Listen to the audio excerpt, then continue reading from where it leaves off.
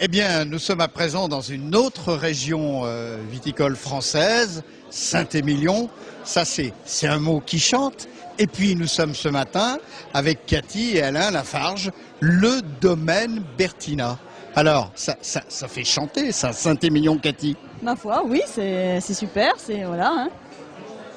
C'est magique, le Saint-Émilion.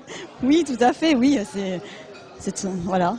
Parlez-nous un peu de votre domaine, de la Croix de Bertina. Combien d'hectares? Là, c'est mon mari qui va parler. Alors, parlez-nous un petit peu de ce domaine de la Croix de Bertina, Alain. Alors, la Croix de Bertina, c'est une exploitation familiale, hein, donc qui date de 1960, qui a été restructurée par mes parents en 1960, donc qui a 8 hectares et demi, qui est une exploitation complètement artisanale, l'artisan viticulteur, on va dire. Donc voilà, j'ai repris l'exploitation en 1996 avec mon épouse, donc. Et on essaie de faire prospérer cette exploitation par les salons, par la connaissance, par Internet, par nos déplacements en France et en Europe. Mais on reste quand même dans un cadre très artisanal. Voilà. Alors, un vigneron indépendant, il y a autre chose que le Saint-Émilion? Alors, il y a pas autre chose en Saint-Émilion. 95%, 98% de ma production, c'est le Saint-Émilion.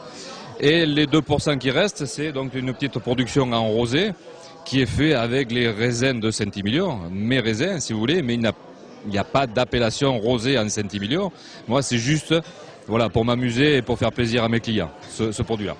Et le rosé, c'est très tendance. Quels sont les différents cépages qu'il y a dans ce Saint-Émilion? Il faut le rappeler aux télénautes. Alors, il faut le rappeler, oui, donc traditionnellement à Saint-Émilion, on va retrouver 3 cépages, Merlot, Cabernet Franc, Cabernet Sauvignon. En ce qui me concerne, on est à 60% de Merlot, 35% Cabernet Franc et 5% de Cabernet Sauvignon. Voilà.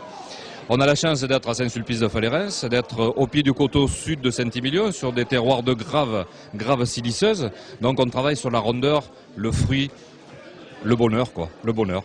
En fait, c'est toute la typicité du Saint-Émilion là dont vous nous parlez, avec bonheur au fond des yeux et au fond de la bouche. Ce n'est qu'un bonheur, bien sûr. Donc la typicité de mon Saint-Émilion, c'est les terroirs de Graves.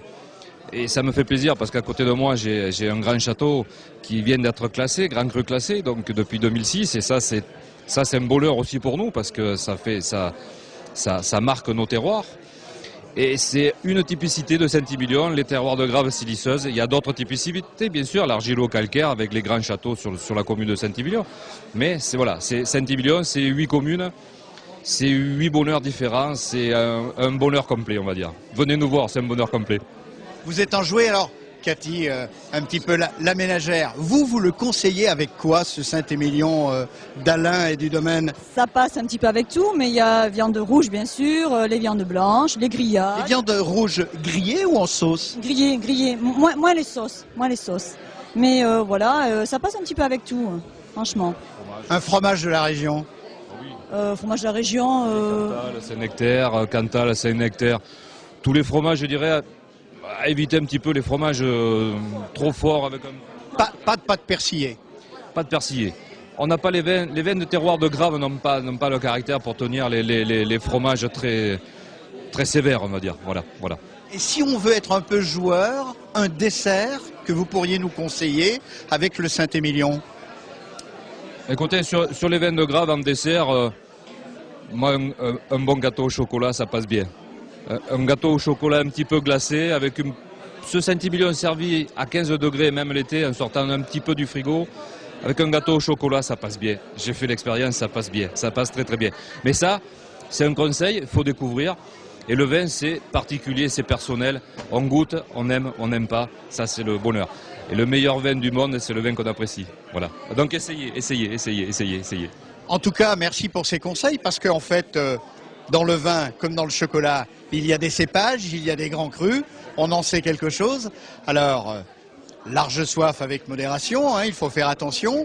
Et puis, une viande grillée, un chocolat, le bonheur est dans le pré, ici, au château de la Croix de Bertina, à Saint-Émilion, où on vous engage à aller faire des dégustations, des visites, avec bonheur, gourmandise, et puis la joie et le pétillement dans les yeux. Merci de votre accueil, Cathy et Alain Lafargue.